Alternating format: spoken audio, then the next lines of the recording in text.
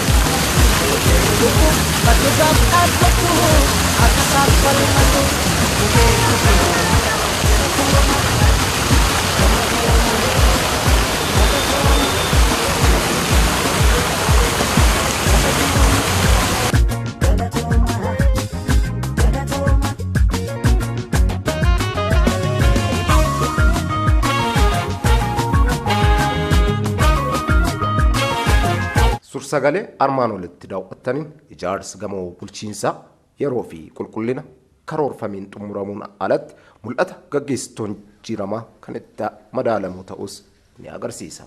Hojiin muuxannoo gaarii kun piroojektota sadarkaa aanaalitti jiran milkeessuu keessattuu maal fakkaata laata? Ittaanaa bulchaa bulchiinsa godina Shawaa Lixaa obbo Ajjamaa Tolasaa deebii qabu waliin tura.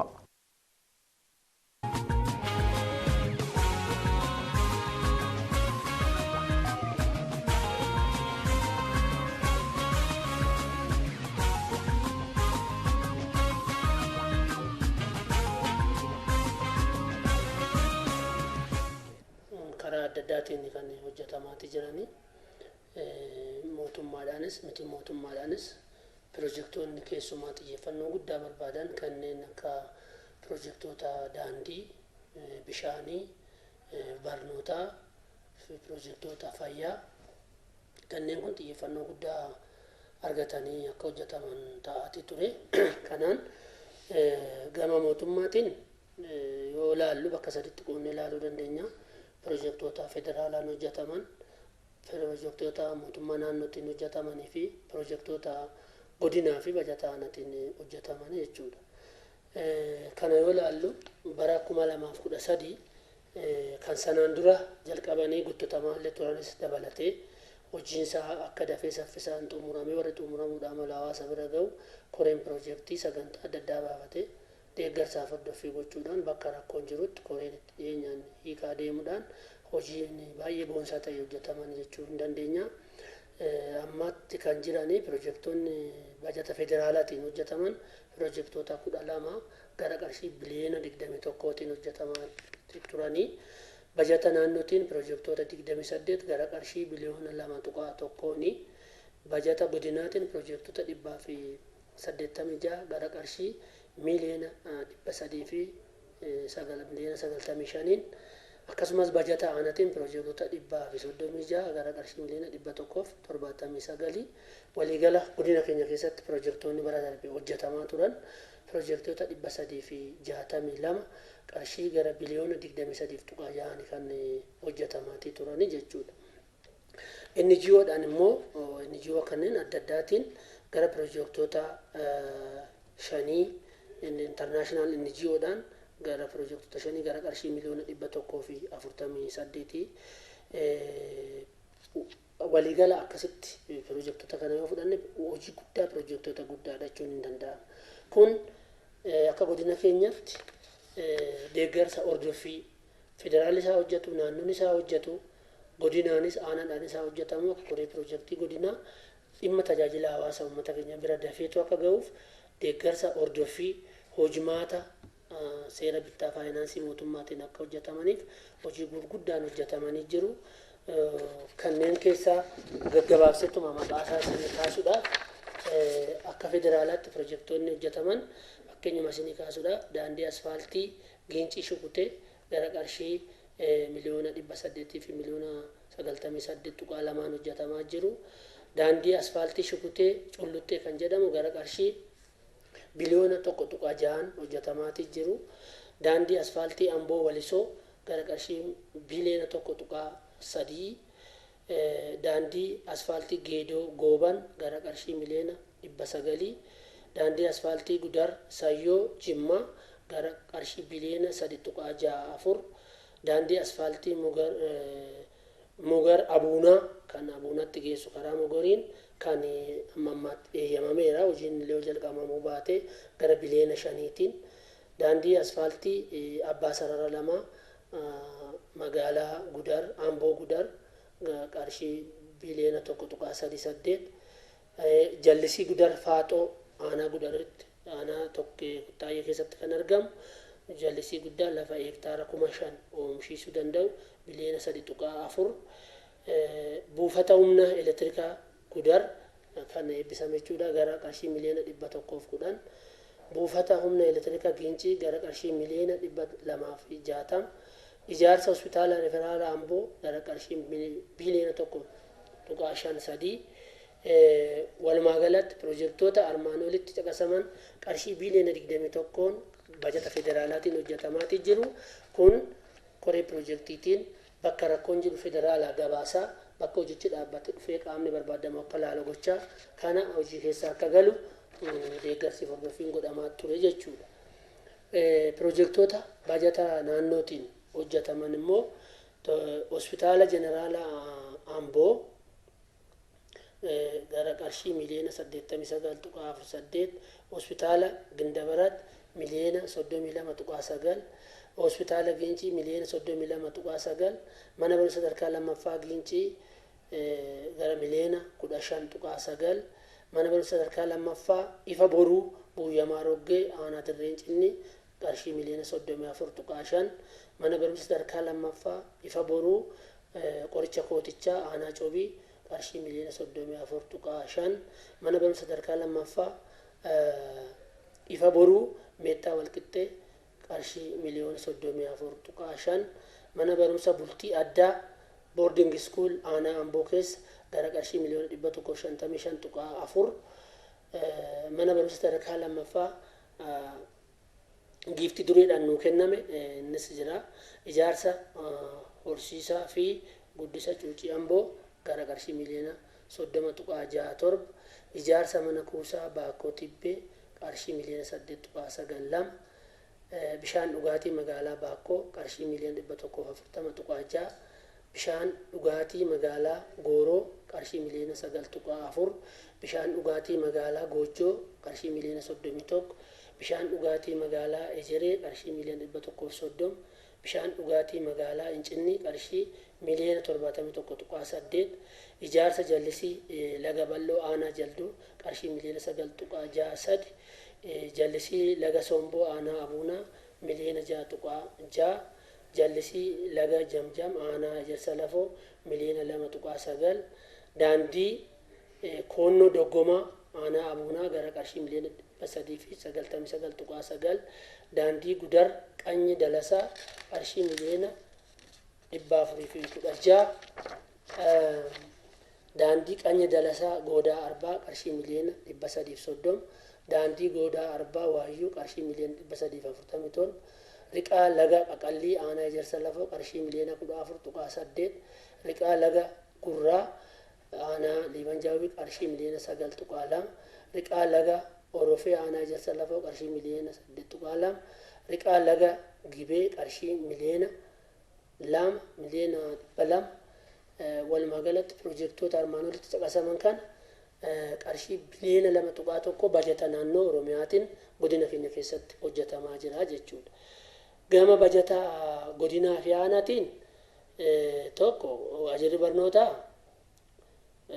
barnoota pirojektii 14 qarshii miliyoona 206.6, waajjirri eegumsa fayyaa pirojektii 32 qarshii miliyoona 31.4, daandii toora godina keenya keessatti daandii 79 qarshii miliyoona 70.7, riqaa 16 qarshii miliyoona 57.3, waajjirri bishaanii gama pirojektiin inni hojjisiisaa ture pirojektii 33 qarshii miliyoona 35.7, waajjirri qonnaa jallisii ammayyaa 6 pirojektii 6 qarshii miliyoona 11.3, waajjirri misooma manneen magaalaa pirojektoota waajjiraalee 6 qarshii miliyoona 59.4, bajata aanoleetiin pirojektoota 136 gara qarshii 179.4, walumaa gala pirojektoonni 332 gara qarshii miliyoona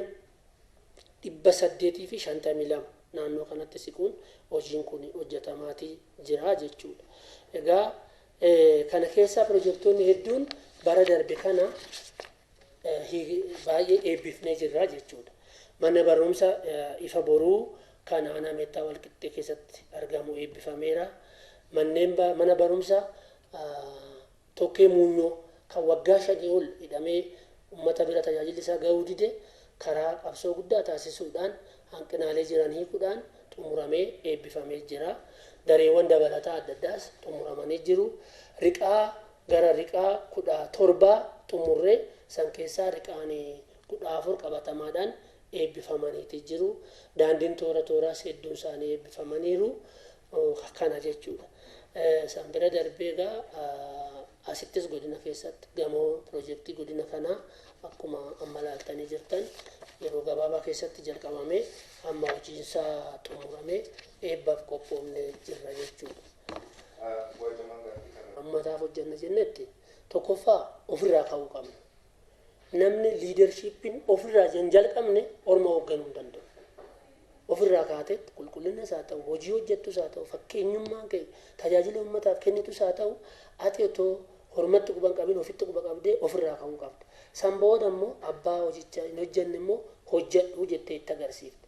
Namni otuma harku dhuguma uummataaf dhaabbate waan gaarii hojjetamu fudhatee yoo ofiillee wallaalee irraa baratee maaliif muuxannoo fudhachuu chaayinaa maaf deemama biyyoota adda addaa biyyoota alaa maa deemama irraa barachuudhaaf namni immoo waan argu geggeessaa isaa irraa baratee hojiitti ni homaa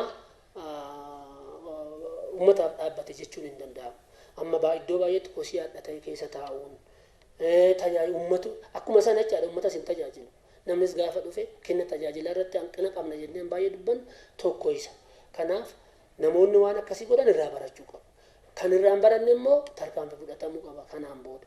Kanaafiyyuu namni hunduu jechaadha. Hooggansi keenya hunduu godinaa kaasee amma gandaatti dura ofirraa ka'ee waan gaarii hojjetee agarsiisaa. Ormas immoo hojjedhu jechuuniin irra jiraata. Kan hin hojjenne immoo homaa kan hin hojjenne uummataaf tajaajila homaa hin hojjenne maqaa qabatee kan ta'u immoo nama hojii hojjetutti kennee ofii iddoo danda'u hojjechuutu irra jiraata kan jedhu qaba.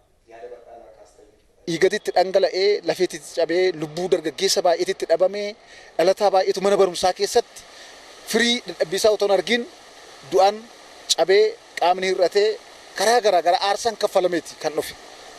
Jijjiirama kana keessatti tokko uummata Oromoodhaaf bilisummaa yaada ofii ibsachuutu dhufe. Lammaffii hooggansa jijjiiramaa isa gituutu dhufe. Hooggansi jijjiiramaa isa gitu gaafa dhufu uummanni Oromoo waan isa fakkaatutu argaa dhufe.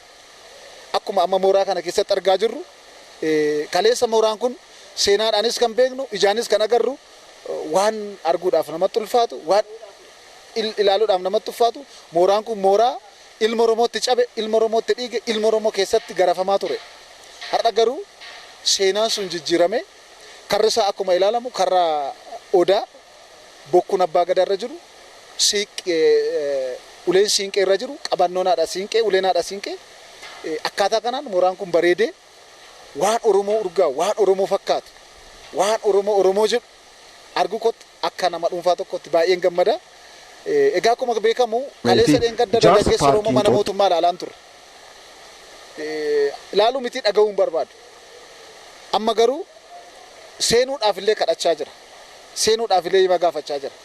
Barataan kaleessa mooraa mootummaa Oromoo baqatu yeroo eebba isaatti seenii as keessatti waan as keessatti ta'e kana daawwachaa suura keessatti kaa'ate kan inni jiru. Kun maal inni Oromoon qabsoo isaatiin hooggansa isa gitu argate, hooggansa isaa yaadu, hooggansa waan haaraa guyyaa guyyaatti isaaf burqisiisa adeemu waan argate waan isa fakkaatu. Har'a kaleessa gaafa qaamni garaagaraa keessummaan garaagaraa dhufe qe'ee kanatti qaana'aa ture. Maaliif kosii keessa adeeme caccabaalaas kiti waan hin fakkaanne waan Oromoo hin ginne taskiyatti argamaa ture. Gaafa mooraa kana yaadu maalanii natti dhaga'ama beektaa? Karra abbaa fakkaattiidha. Oromoon gaafa mammaaku. Wayyaaneen gaafa maasaraa mootummaa federaalaa keessa ture waan achi keessa ture argineera. Hooggansi Oromoo achi keessa gaafa seenu kosiidhaaf gara balbalaatti karaa siqu dhabeeti. Garuu akkuma achi keessa seeneen mul'anni isaa jalqabaa ilaalcha namarrattis hojjechuu waan danda'uuf kosii maasaraa mootummaa sanaa keessa haruu ture. Caccabaa achi keessa waan ija namaatti hin tolle waan guddummaa uummata biyya kanaa hin ibsine sana achi keessa haruu ture. Maaliif biyya alaaf biyya keenya yoo fudhatte karaa garaagarummaan isaanii ni ibsama. Haa ta'u iyyuu malee Itiyoophiyaan hiyyatti haa ta'u iyyuu malee maqaan ishee guddaadha. Biyya guddoo biyya jabduu mirga ishee hin sarbine mirga ishee immoo ormaan hin sarbisiifne. Maasaraan sunii fi maqaan Itoophiyaa waliin guutuu ture. Haa ta'u garuu hooggansa Oromoo maasaraa sana qulqulleessuudhaan akka ajaa'ibaatti hojjete hanga turizimiif ta'utti hanga galii gurguddaa argamsiisutti hanga alaa iyyafatanii maasaraa sana daawwanna jedhanitti dhufeera. Hooggansi gaaraa ture, hooggansi gara olii jiru fakkeenyummaa hooggansa gara gadiidhaaf agarsiise. Madda barnootaa ta'e jechuudha. Sanaaf hooggansi har'a akka godina Shawaa Lixaatti lafa kana jiru waan sanarraa ka'uudhaan mul'ata hooggansa gaaraa sana caalaatti argisiisuudhaaf caalaatti hojjetee argisiisuudhaaf lafa kanattis qabatamaadhaan waan arginedha. Waan baay'ee namatti tolu. Akkuma argitu gamoon haaraa gamoon bulchiinsa godina Shawaa Lixaa ijaaramee diizaayinii addaatiin ijaaramee xumurameetti kan jiru. Ijaaramuu isaa qofa iyyuu immoo miti. Kaleessa dheengadda piroojeektiin ijaaramuudhaaf karoorfamee waggaa 8 waggaa 9 taa'u in short time yeroo gabaabaa keessatti xumuramee eebbifamuutu jira. Daawwattan kun muuxannoo raawwii hojii piroojeektoota irra gaariin kan kaasu ta'uu hubachuun ni danda'ama. Gaggeessitoonnii fi raawwattoon manneen hojii mootummaa hojiilee manneen hojii keessanii haala kamiin adeemsisaa jirtu laata? Gadaan quufaaf gabbina horaa bulaa.